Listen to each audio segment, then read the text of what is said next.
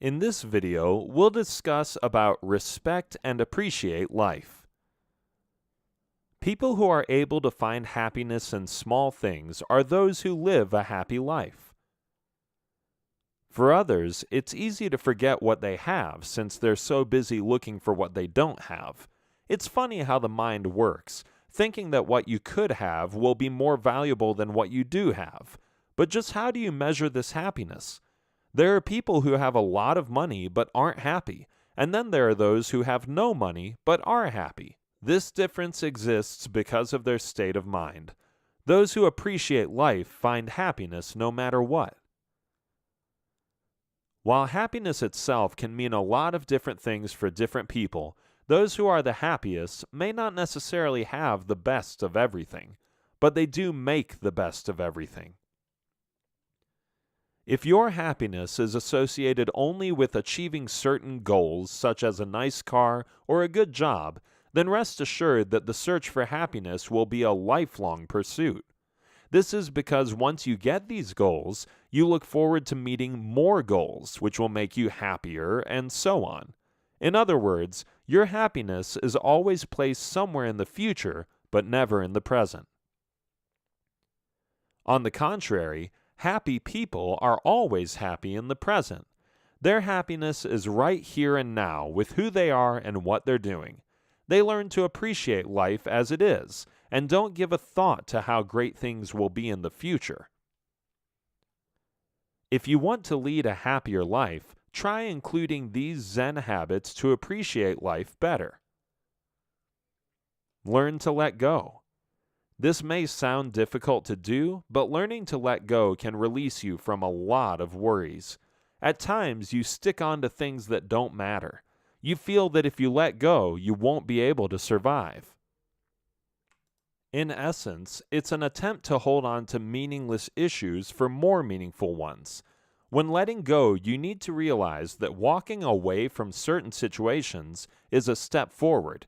In fact, there are times when certain things in your life aren't meant to stay. Perhaps the most difficult part about letting go is moving out of your comfort zone and into new territory. But remember that change happens for a reason, and you should be ready to embrace it. Consider the example of a couple who splits. Either way, both parties involved will be impacted, but until and unless they let go, they can't reduce the impact. Holding on to pain or unpleasant memories doesn't fix anything. If anything, it holds you back. It could be a tragedy or an untimely death, leaving you pining for what could have been. You yearn for what should have been or what you feel you were entitled to. It could also be a dream, a desire, a hope, or a wish, something that you may have wanted for years but never actualized. It becomes very important to let go because all this is dead weight, and the longer you hold on to it, the longer it takes for you to move forward. The same also stops you from investing in your present and being happy at the moment. Even when you look at all the stuff you possess, ask yourself, do you really need to have so many things?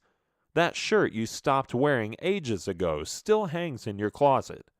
Those shoes that were your best friend in your college days still have a spot on the shoe rack. And all those books which you'll never open again are taking up half the bookshelf. You talk about letting go, but keep holding on to excess baggage. Learn to let go of things and let more life in. Turn more to nature. There is no denying the fact that everyone feels happier when they are in nature. Mother Nature never disappoints and always provides inner peace. Being in nature helps reduce stress levels, and if you notice, time also slows down when you're in nature.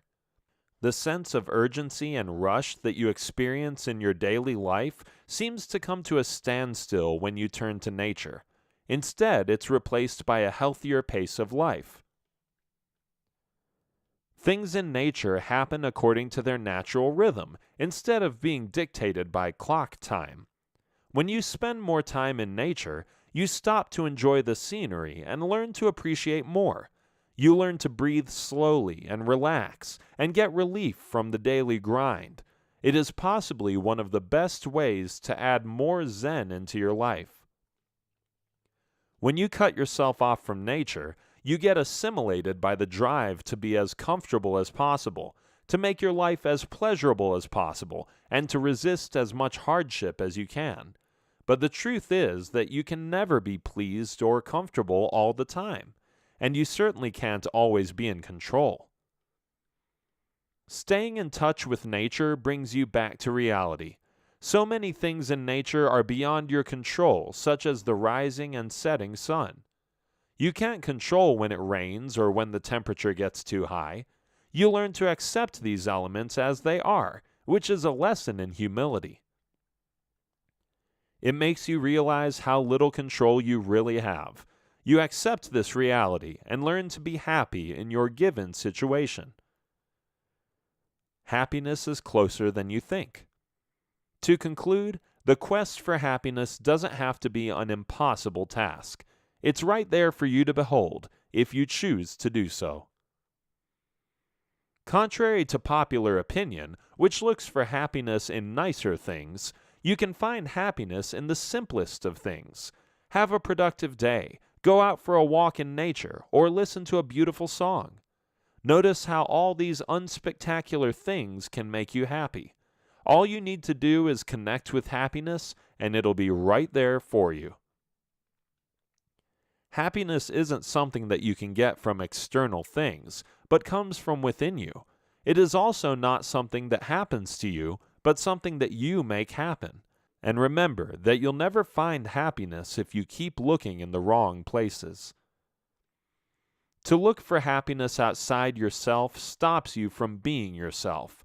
So instead of searching for happiness, just be yourself and you'll find that happiness will come to you. Some people experience a sense of happiness through giving. This is because giving connects you with others.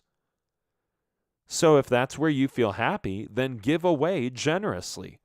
You may also have reminisced over the past thinking about those happier days.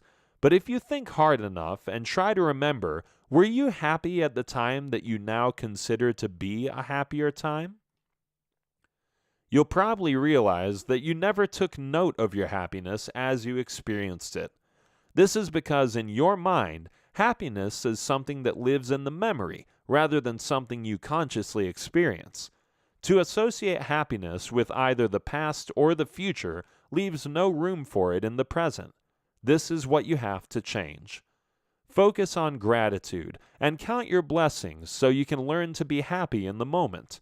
Chances are you already have happiness in your midst, but just don't realize it.